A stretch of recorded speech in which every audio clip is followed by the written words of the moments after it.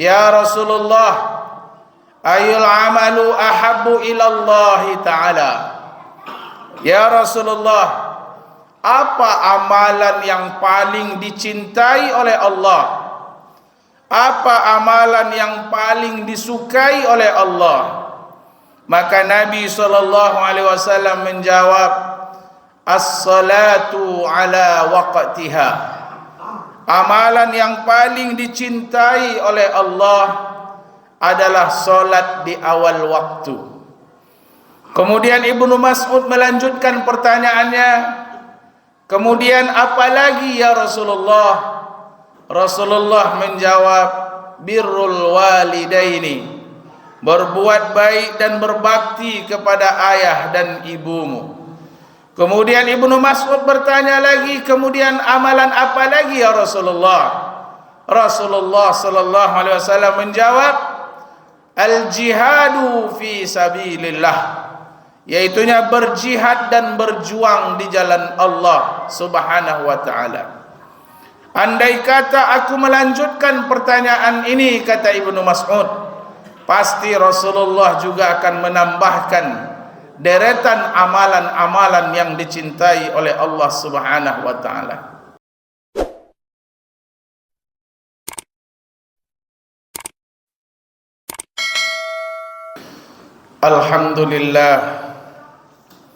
Alhamdulillahi wa kafa, wassalatu wassalamu ala sayyidil mustafa wa ala alihi wa ashabihi min ahli sidqi wal wafa. Ashhadu an la ilaha illallah wahdahu la syarika lah, al-malikul haqqul mubin, wa ashhadu anna Muhammadan abduhu wa rasuluh khatamul anbiya'i wal mursalin.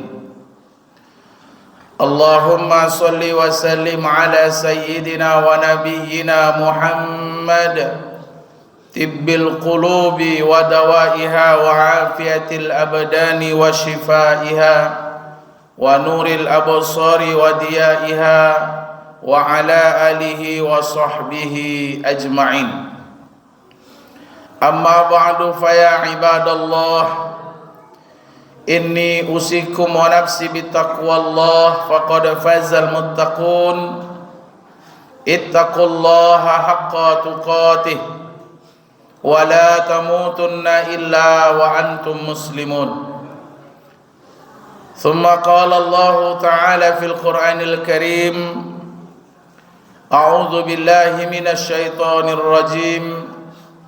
Ya ayyuhalladzina amanu taqullaha wa qulu qawlan sadida yuslih lakum a'malakum wa yaghfir lakum dhunubakum wa may yuti'illaha wa rasulahu faqad faza fawzan 'azima. Wa qala Allah ta'ala fi suratil Aqar, bismillahirrahmanirrahim, wa aqimus salata wa atuz zakah warka'u ma'ar raki'in. Shadaqallahul azim. Hadirin kaum muslimin, sidang jamaah Jumat yang dimuliakan Allah, alhamdulillah, mari kita sama-sama bersyukur kepada Allah Subhanahu wa taala atas segala nikmat yang selalu Allah curahkan dalam kehidupan kita. Nikmat yang sangat kita rasakan pada hari ini adalah nikmat iman, nikmat sehat dan kesempatan, sehingga kita bisa mampu memenuhi panggilan Allah, melaksanakan solat Jumat yang wajib bagi setiap muslim laki-laki yang bermukim, yang sudah balik dan berakal. Mudah-mudahan kedatangan kita ini, setiap langkah kaki yang kita ayunkan untuk melaksanakan solat Jumat ini, semoga itu semua menggugurkan dosa-dosa kita, meninggikan derajat kita, dan Allah ganti setiap ayunan langkah itu dengan kebaikan. Salawat beserta salam selalu tercurahkan kepada Nabi besar Muhammad sallallahu alaihi wasallam. Allahumma salli ala sayyidina Muhammad wa ala ali sayyidina Muhammad. Para ulama sudah sepakat, setiap amalan kita ada kala amalan itu diterima, ada kala amalan itu ditolak, kecuali selawat kepada Nabi sallallahu alaihi wasallam.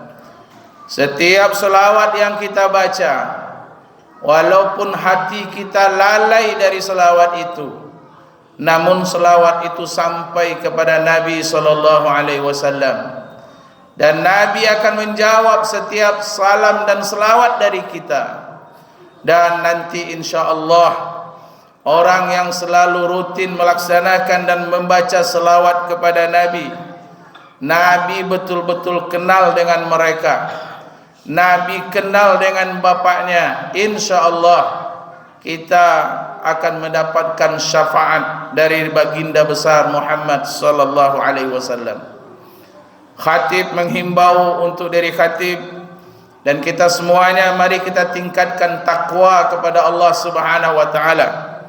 Takwa dalam arti kata kita kerjakan semua perintah Allah dan kita tinggalkan segala bentuk larangan Allah Subhanahu wa taala. Hadirin kaum muslimin sidang jamaah Jumat yang dimuliakan Allah. Tema khutbah kita pada kali ini mengangkat tema tentang fadilah solat berjamaah ke masjid. Pada satu ketika Nabi SAW ditanya oleh Ibnu Mas'ud radhiyallahu an. Apa pertanyaan Ibnu Mas'ud ini kepada Rasulullah? Ya Rasulullah, ayul amalu ahabbu ilallahi ta'ala. Ya Rasulullah, apa amalan yang paling dicintai oleh Allah? Apa amalan yang paling disukai oleh Allah? Maka Nabi SAW menjawab, as-salatu ala waqtiha. Amalan yang paling dicintai oleh Allah adalah solat di awal waktu. Kemudian Ibnu Mas'ud melanjutkan pertanyaannya, kemudian apa lagi ya Rasulullah?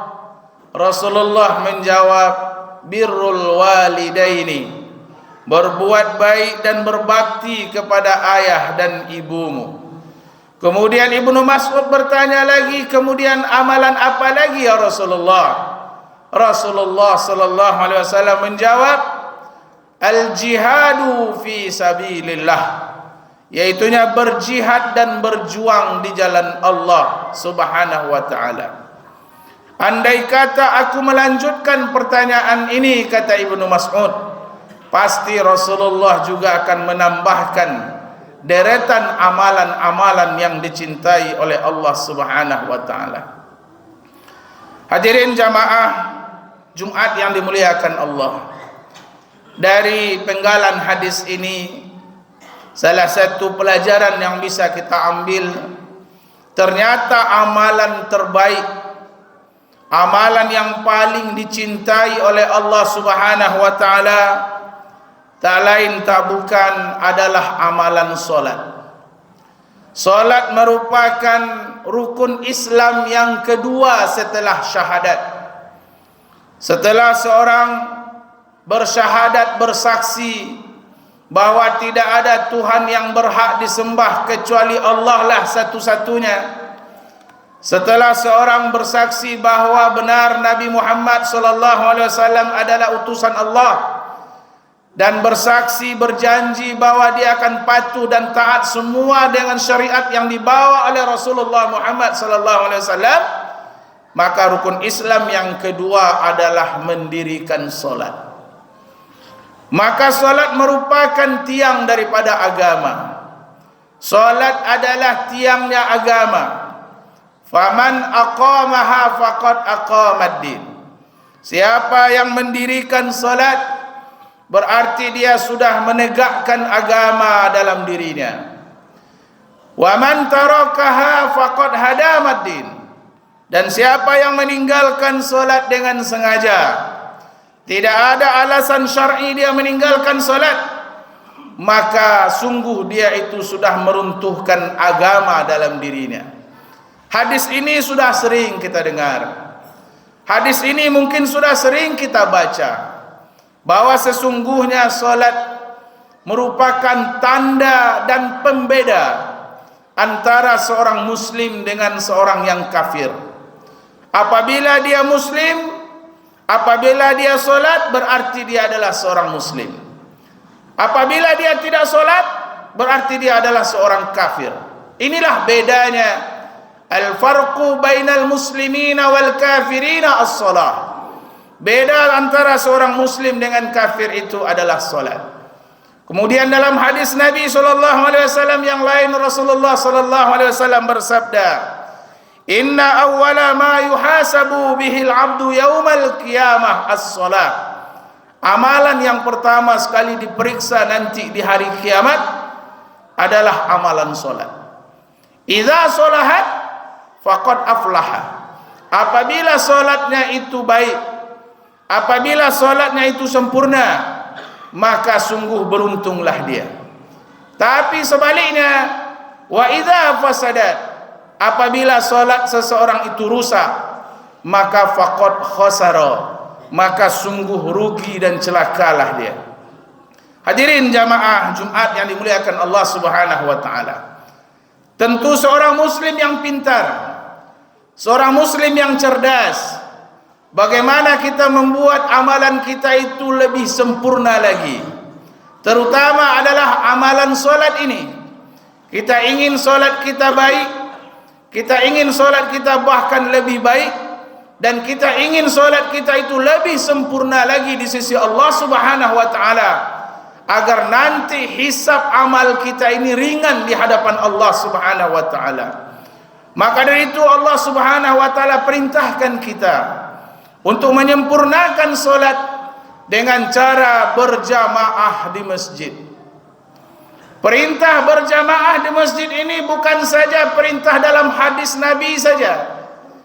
Bahkan dalam Quran ada perintah solat berjamaah. Perintah di dalam Quran ada dalilnya dalam hadis. Bahkan sepakat ittifaq ulama bahwa sesungguhnya seseorang muslim, terutama bagi laki-laki, dia dianjurkan untuk solat berjamaah di masjid. Mana perintah solat berjamaah di dalam Al-Quran? Terdapat di dalam surah Al-Baqarah dalam ayat yang ke-43.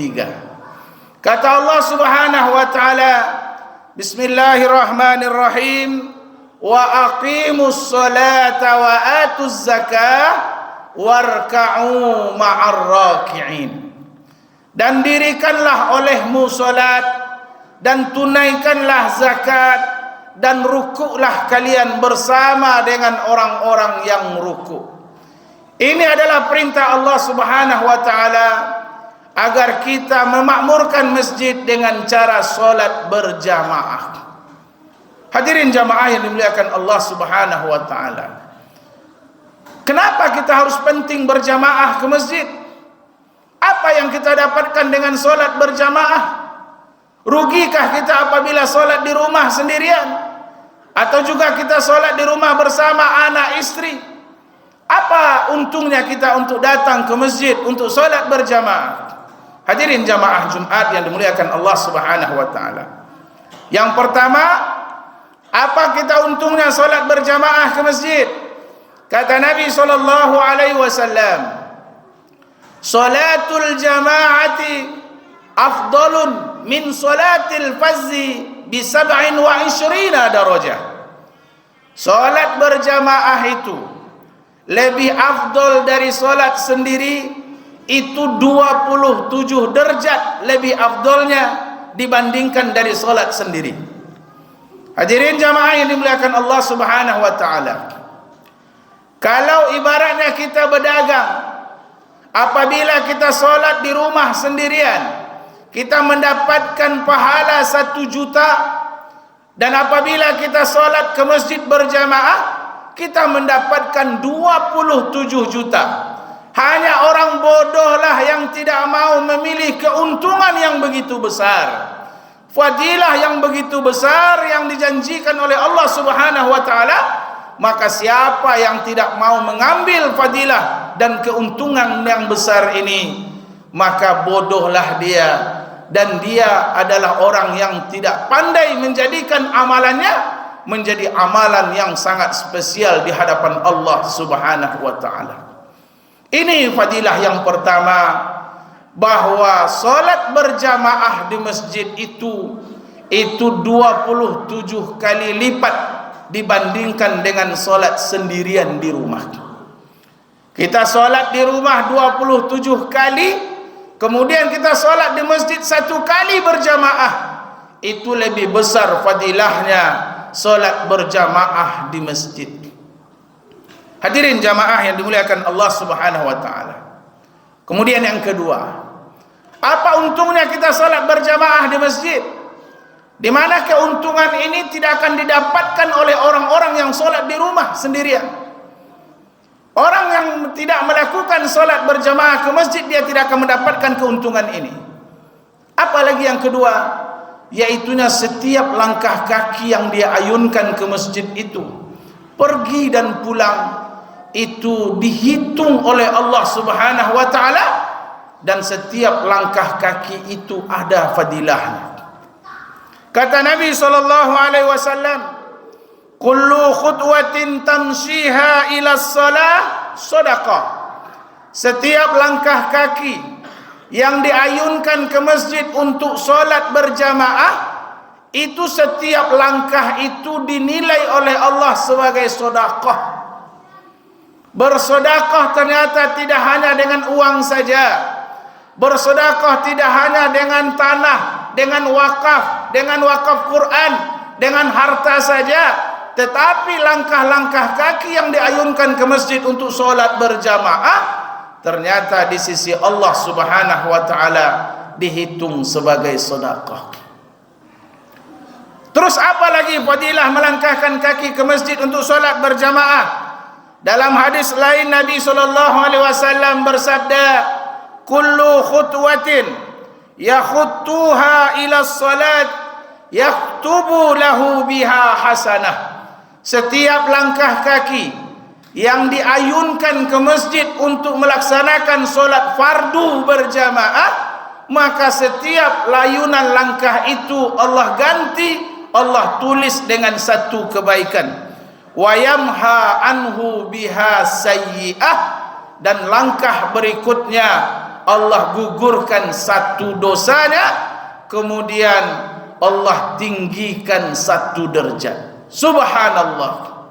Ini tidak akan mungkin didapati oleh orang-orang yang solat di rumah. Setiap langkah kaki yang kita ayunkan, langkah pertama Allah tulis satu kebaikan, langkah kedua Allah tulis, Allah hapus satu dosa, langkah ketiga Allah tinggikan satu derajat. Begitulah seterusnya. Semakin jauh rumahnya dari masjid, semakin banyak fadilah dan pahala yang dia dapatkan, semakin banyak dosanya berguguran, semakin tinggi derajatnya di sisi Allah Subhanahu wa taala. Terus kenapa kita memilih solat di rumah? Kenapa kita masih memilih solat sendirian? Hadirin jamaah yang dimuliakan Allah Subhanahu wa taala. Terus apa lagi yang ketiga? Kata Nabi sallallahu alaihi wasallam, man kharaja min baitihi mutatahhiran ila salati maktubatin fi jama'ati fa ajruhu ka ajril haji al muhrimin. Orang yang keluar dari rumahnya dalam keadaan suci, dalam keadaan berwudu, untuk berangkat ke masjid untuk melaksanakan salat berjamaah, maka pahala yang dia dapatkan bagaikan pahala menunaikan ibadah haji bagi orang yang memakai pakaian ihramnya. Subhanallah. Hadirin jamaah yang dimuliakan Allah Subhanahu wa taala. Hari ini mungkin kita kecil harapan, kecil kesempatan untuk naik haji. Walaupun hari ini kita punya harta, walaupun hari ini badan kita sehat, tapi antrian untuk naik haji itu semakin hari semakin panjang. Maka orang-orang yang istiqomah ke masjid untuk salat berjamaah, dia selalu istiqomah subuh, zuhur, asar, maghrib dan isya, selalu dia gunakan langkah kakinya untuk ke masjid salat berjamaah, ternyata pahalanya itu bagaikan pahala menunaikan ibadah haji di sisi Allah Subhanahu wa taala, walaupun kewajiban hajinya belum gugur, tapi pahalanya begitu besar di sisi Allah taala. Bahkan dalam hadis lain yang diterima dari Abu Hurairah radhiyallahu an, kata Nabi sallallahu alaihi wasallam, "Man masya ila salatin maktubatin fil jama'ati fahiya kahajjatin mabruratin." Siapa yang berjalan ke masjid untuk menunaikan salat fardu dalam keadaan berjamaah, maka dia mendapatkan pahala bagaikan haji yang mabrur. Hadirin jamaah yang dimuliakan Allah Subhanahu wa taala, banyak amalan-amalan yang pahalanya bagaikan haji. Di antaranya berjalan ke masjid untuk salat berjamaah. Di antaranya satu paket salat subuh sampai terbitnya matahari, maka pahalanya duduk di masjid sampai syuruk itu bagaikan haji sempurna, sempurna, sempurna, kata Nabi. Siapa yang solat subuh ke masjid berjamaah, thumma qa'ada, kemudian dia duduk di masjid, fazakarallah, sambil berzikir kepada Allah, hatta tatlu asyam, sampai terbitnya matahari, kemudian dia tutup dengan solat 2 rakaat, maka pahala yang dia dapatkan bagaikan pahala haji yang mabrur, sempurna, sempurna, sempurna, kata Nabi SAW. Hadirin jamaah Jumat yang dimuliakan Allah Subhanahu wa taala, betapa luar biasanya fadilah yang dijanjikan oleh Allah Subhanahu wa taala bagi mereka yang istiqomah salat berjamaah ke masjid. Terus kenapa perempuan boleh salat di rumah, Ustaz? Kenapa hanya laki-laki saja yang dianjurkan untuk salat berjamaah ke masjid? Ketahuilah hadirin jamaah Jumat yang dimuliakan Allah, bahwa perempuan itu dia banyak amalan, di mana amalan fadilah amalan mereka itu bahkan melebihi pahala haji dan jihad. Perempuanlah yang mengandung anak-anak kita, perempuanlah yang menyusui anak-anak kita, perempuan yang berbakti kepada suaminya, dia mendapatkan pahala bagaikan haji dan umrah. Perempuan yang berbakti kepada suaminya, dia mendapatkan pahala bagaikan berjihad di jalan Allah.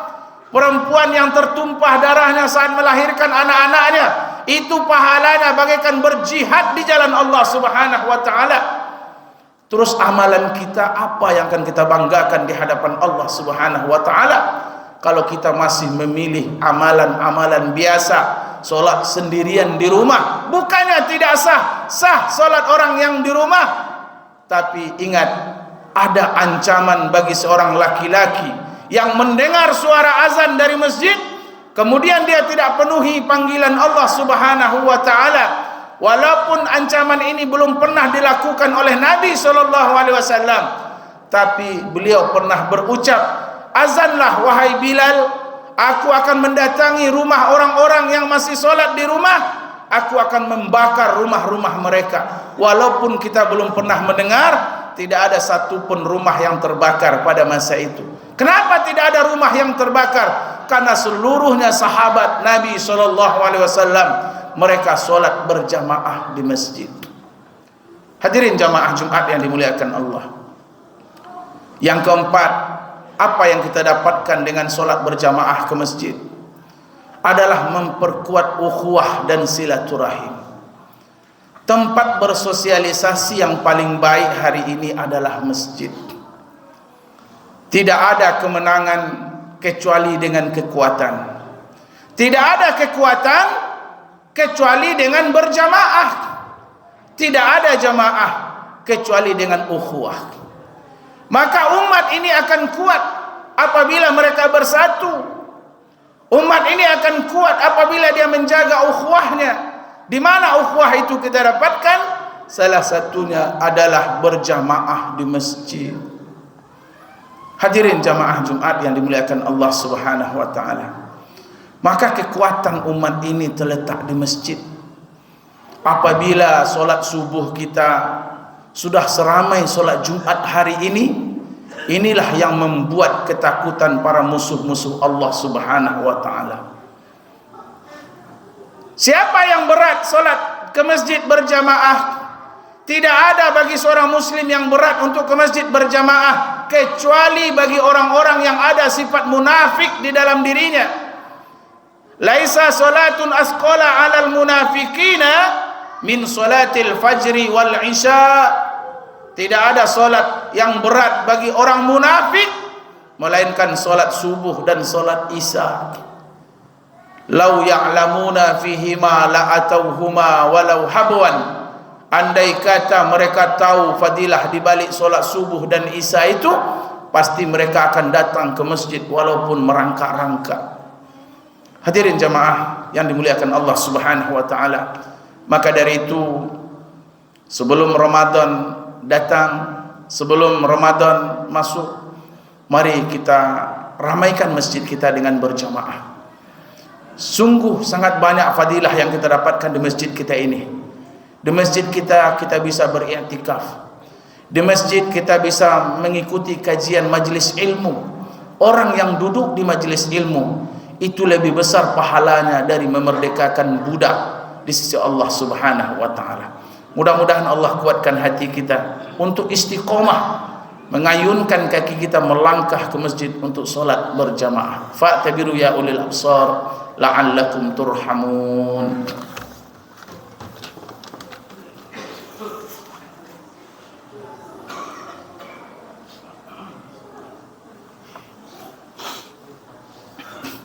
Alhamdulillah, alhamdulillahi rabbil alamin, wassalatu wassalamu ala sayyidina Muhammadin wa ala alihi wa sahbihi ajma'in. Ashhadu an la ilaha illallah wahdahu la syarika lah, wa ashhadu anna Muhammadan abduhu wa rasuluh. Allahumma salli wa sallim ala sayyidina Muhammad al-fatihi lima ughliq wal khatimi lima sabaqa wan nasiril haqqi bil haqq wal hadi ila siratikal mustaqim wa ala alihi wa ashabihi haqqa qadrihi wa miqdarihil azim. Amma ba'du, fa ya ibadallah, inni usikum wa nafsi bittaqwallah faqad fazal muttaqun. Ittaqullaha haqqa tuqatih wa la tamutunna illa wa antum muslimun. Thumma asma' qala Allah ta'ala fil Qur'anil Karim, a'udzu billahi minasy syaithanir rajim, bismillahirrahmanirrahim, wal 'ashr innal insana lafi khusr illa alladziina amanu wa 'amilus solihati wa tawassaw bil haqq wa tawassaw bis sabr. Innallaha wa malaikatahu yusholluna 'alan nabi ya ayyuhalladzina amanu shallu 'alaihi wa sallimu taslima. Allahumma shalli 'ala sayyidina Muhammad wa 'ala ali sayyidina Muhammad kama sallaita ala sayyidina Ibrahim wa ala ali sayyidina Ibrahim fil alamin innaka Hamidum Majid.